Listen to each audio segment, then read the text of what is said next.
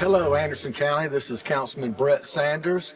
I guess doing a recap on our council retreat today, January the 14th. We arrived here about 8:30 this morning and just finished up 1:30. So been in meetings about for the past 5 hours, and very informative.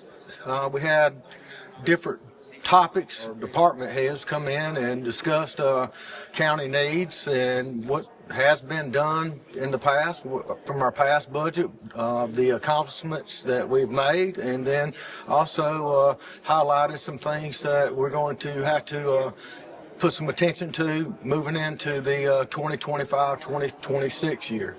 One of the things that sort of is new is the capital project sales tax, an idea that the council is looking at. The capital sales project idea was based on roads, generate $35 million a year, and basically what differentiates this one, it actually lists the specific roads, and there'll be an appointed committee. Would be municipalities. Everyone has so many people that they can appoint to it, and then they go through and take the information from our roads assessments that we had done, our survey, our infrastructure guys that came out and classified our roads and the conditions of them, and the committee would then form a list of projects that need to be addressed, and those would then go on a ballot for the people to vote yes or no for. We had an update from our Economic Development Office, and what I found interesting was in 2024 we had 6 major announcements, and it was we had 6 announcements in 2024. The average salary for Anderson County was $25.14 per hour. Last year, or the prior year, we had 70% business expansion and 30% new companies coming in, and in 2024 we had over 83% new businesses come in. There was $99 million in economic investment, 511 new jobs created, and the average salary on those jobs that were created was $36.33 per hour. Also, we had a report from our airport manager, Mr. Brett Garrison. He came in, and Anderson County is one of the few airports blessed with a 2-runway system, and the runways run on compass heading. So, the good thing about us having 2 runways, we have a 1735 heading and a 5 and 23 heading, and depending on winds, I know that we had a big jet coming in that was trying to land at Clemson and couldn't because of the crosswind factor, and Anderson's secondary runway lines up to where you always want to land going into the wind. So they were able to come here and land. There was discussion in the past about doing away with that runway. I think we fought to keep it. I'm glad that we did, because now that the South Carolina Aeronautics Commission has stepped up and is actually going to fund 90% of the funding to refurbish that runway. So that's good to know that that's there. We also had the playground that's being finished up that was secured or done by private funding. I know that the airport had their first annual 5K run out there. I think it generated over $13,000 the first run. So a lot of good things, a lot of individuals and companies stepped up to make donations as well. So that is finalized now. We have over 83 people waiting on the hangars, and that's not only Anderson County, but I mean that's pretty much statewide.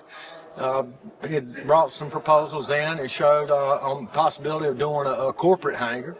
And what people don't really realize or understand, when those planes are based here, and especially on a corporate level, when you're talking a $30-40 million airplane, their taxes are paid here. Also, when a heavier plane is based on weight, but a heavy sized plane or a jet comes in, they have to pay a runway fee or landing fee, or they have to purchase fuel, a certain amount of fuel, and all airports have that. And the good thing about a corporate hangar out there would be the tax benefits on the property tax on the aircraft, the hangar rent or storage rent, plus the fuel that they buy. And so it's a big cycle so to speak, and that, you know, you just, because you see a plane land out there or take off, it's generating revenue, and a lot of people don't realize that our airport is basically what's called an enterprise fund, and the things that go on out there and the funding that takes place is generated by the revenues that the airport actually creates. And the auditor and assessor's office, treasurer's office needs new software. Yeah, we have outdated software that's been used, and it's antiquated to the point to where we have technicians that have to write software in order to pull things out of what we need. Also, there were discussions on, and I think we're going to move forward with where people have their deeds or property stolen. And that's becoming a big issue. Our deeds department does not take deeds or paper from an individual. They actually have to come from an attorney. But this program will allow people to sign up and be notified, and add an extra layer of protection. And I know I've had several calls about something of that nature.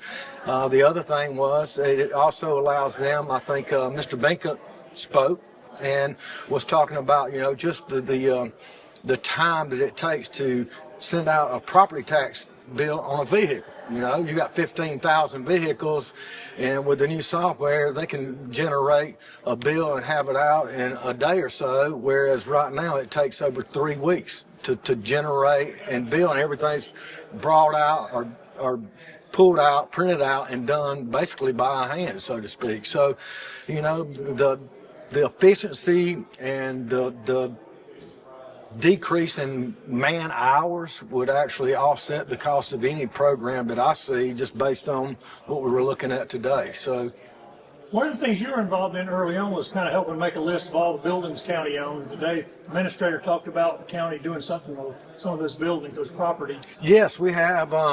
We actually had some federal funding, and there is some certain property and some of our old mill sites that we're in the process of. We've already cleaned a lot of them up that they're looking to build houses on.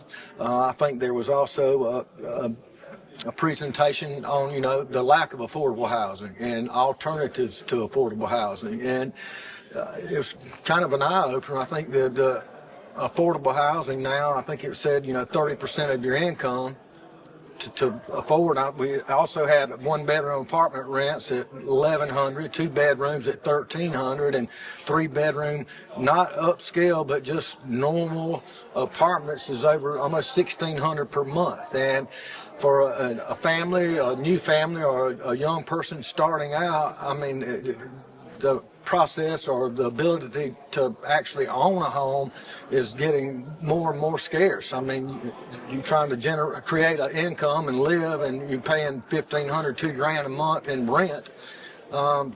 So, like I said, there was a lot of interesting things. I know you sat through it. I've got 4 or 5 pages of notes over here that I'm going to go back and look through, but it's hard to keep up with all the statistics and the numbers that were thrown out today. And it's just a lot of stuff council's going to have to go back now and weigh and figure out how Yeah, and there was a lot of good things. I think we talked about, there was some things that we're going to do that's going to actually be brought up to council, just like the new software will be coming before council.